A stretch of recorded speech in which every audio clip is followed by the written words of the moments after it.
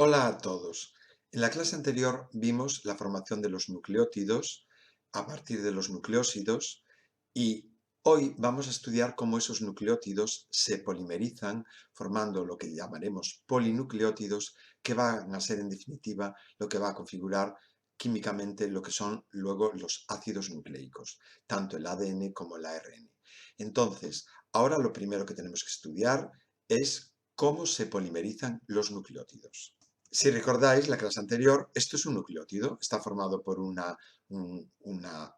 pentosa, que puede ser una ribosa o una desoxirribosa, en este caso es la desoxirribosa porque le falta el oxígeno o el carbono 2, un fósforo y una base nitrogenada, que recordaréis que podrían ser la adenina, guanina, citosina, timina, uracilo, bases púricas y pirimidínicas. Entonces, ahora de lo que se trata es que estudiemos cómo se polimerizan, es decir, cómo se enlazan estos nucleótidos para formar unas grandes macromoléculas que van a ser los polinucleótidos. Vamos a estudiarlo.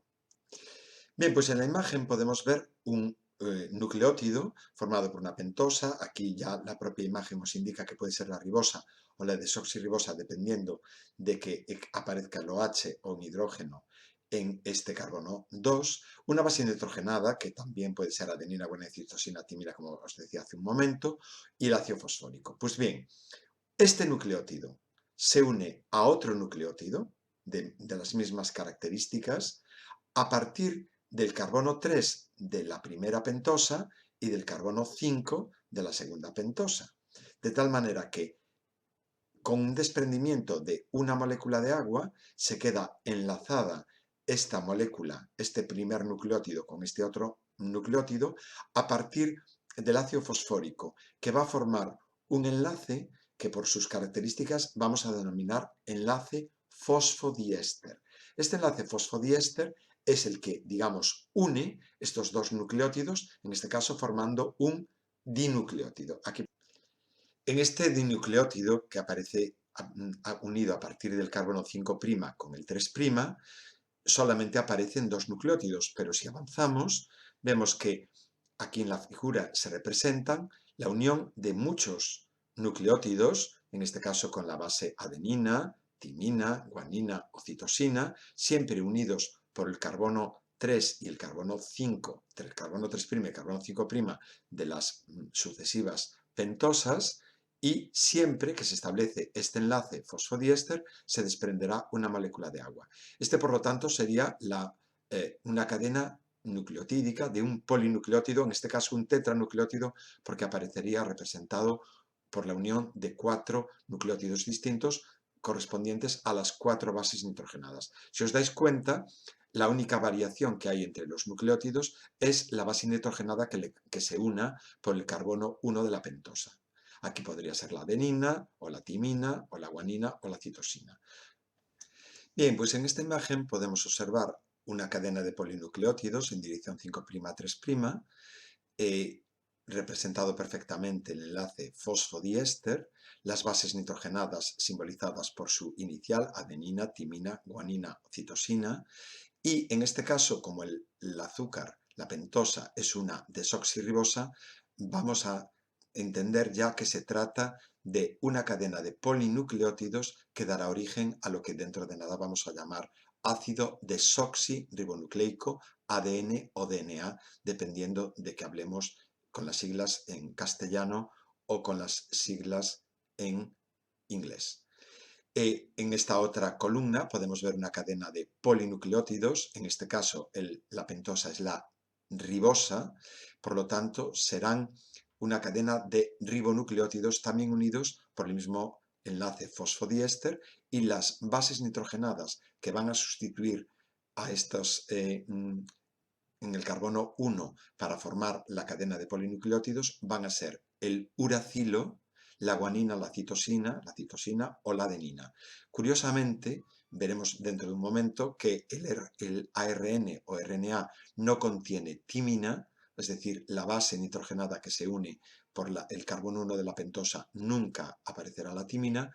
y sin cambio aparecerá el uracilo, mientras que en el ADN o DNA por el carbono 1 se unirá la timina, la guanina, la citosina y la adenina, nunca el uracilo. Es decir, que el ADN contiene timina, pero no uracilo, y el ARN contiene uracilo, pero no timina. Entonces, insistiendo un poco para que esto quede muy claro, un polinucleótido, aquí lo pone, son cadenas libres de nucleótidos donde los grupos fosfato están esterificados en los oxidrilos 5' y 3'. Los dos polinucleótidos presentes en los seres vivos son el ARN y el ADN, o el RNA y el DNA, y cada polinucleótido tiene un OH libre en el grupo 5' y un OH libre en la posición también 3'. Esto es el concepto de polinucleótido. Ahora vamos a pasar ya a estudiar cómo se forman los ácidos nucleicos. Pues bien, en esta imagen podemos ver una cadena de polinucleótidos que correspondería a lo que vamos a llamar, por asimilación a las proteínas, la estructura primaria de una molécula de ácido nucleico, y vemos sus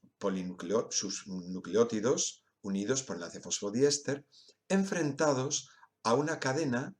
antiparalela, es decir, que si una comienza en el extremo 5', la otra comienza en el extremo 3', en la cual las bases están enfrentadas, la timina con la adenina o la citosina con la guanina. Y estos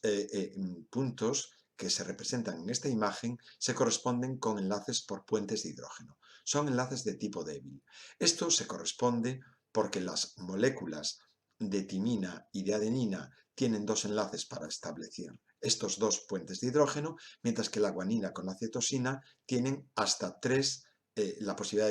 de situar tres enlaces por puentes de hidrógeno en tres puntos diferentes de sus moléculas. De esta manera, en posición antiparalela, dirección 5', 3' de una cadena y 3', 5' de la otra, y estableciéndose puentes de hidrógeno entre la timina y la adenina y la guanina y la citosina, por lo tanto, una timina siempre estará enlazada a una adenina y una citosina a una guanina, se forma esta escalera, vamos a llamarle así, que va a corresponderse a la futura estructura secundaria del ácido desoxirribonucleico, es decir, del ADN. Si nos fijamos en esta imagen aquí a la derecha, podemos observar cómo esta estructura doble polinucleotídica unidos por estos enlaces por puentes de hidrógeno sufre una torsión en el espacio, se retuerce en el espacio para llegar a configurar la estructura secundaria del ADN. Esa estructura secundaria descubierta por Watson y Crick, como vamos a explicar ahora a continuación. En esta otra imagen, que es un poco repetitiva de la anterior, podemos ver la doble cadena de nucleótidos unidos por puentes de hidrógeno, y aquí tenemos en detalle, por eso os lo quería mostrar, los puentes de hidrógeno que se establecen entre una timina y una adenina, que veis que son dos, y a qué nivel se establecen. Vosotros esto evidentemente no tenéis por qué saberlo de memoria, y aquí vemos cómo se establecen los puentes de hidrógeno entre una guanina y una citosina que corresponden a 3. Una vez que estas dos cadenas antiparalelas de polinucleótidos se unen mediante estos enlaces por puentes de hidrógeno, digamos, sufren esta torsión que lo va a convertir en lo que vamos a llamar a partir de ahora doble hélice. Si avanzamos un poco, vemos que gracias a las fotografías tomadas por Rosalind Franklin sobre difracción de rayos X, se pudieron obtener esta imagen, y esta imagen fue la que dio luz a Watson y Crick para que pudiesen llegar a la conclusión de la estructura en doble hélice. Aquí tenéis los detalles de la fotografía de Rosalind Franklin, murió joven, y la verdad es que fue muy poco reconocida su trabajo, que fue imprescindible para poder llegar a conocer la doble hebra, por la cual le dieron después el premio Nobel a Watson y Crick. Y aquí veis el mecanismo que se utilizó para este procedimiento de difracción de rayos X. Bien, si os fijáis, como una adenina siempre tiene enfrentada una timina y una guanina a una citosina, las cantidades de adenina más guanina partido por timina más citosina es un cociente que es semejante a 1. Esto lo descubrió Chargaff en el año 1950, es lo que se llama la relación de Chargaff, en el que A más G partido por T más C semejante a 1, y esto también ayudó a Watson y Crick a establecer la estructura en doble hélice.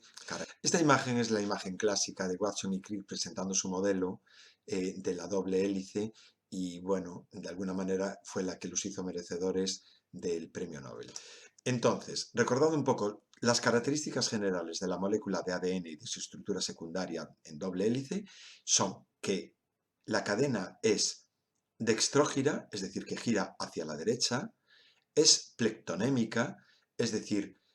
necesita desenrollarse para poder separarse las dos cadenas.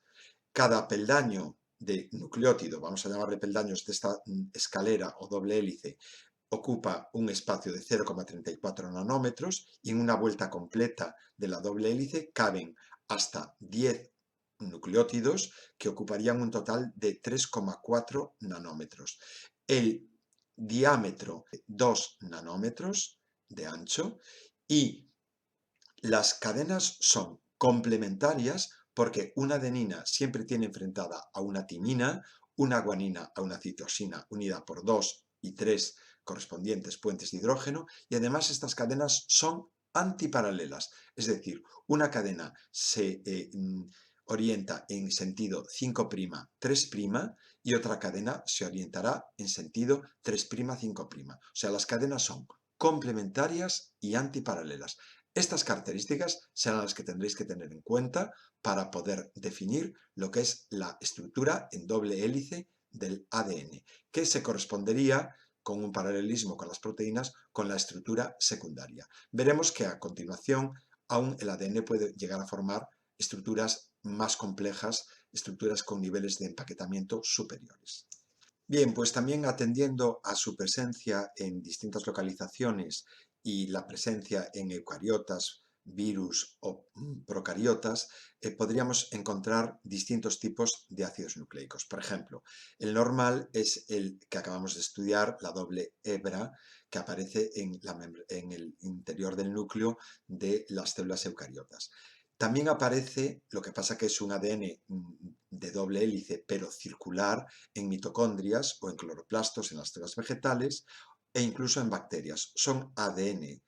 de tipo circular y de doble hebra. Pero vemos que en virus aparecen ADNs circulares monocatenarios, estos no cumplirían la relación de Chargaff, y también aparecen ADNs lineales,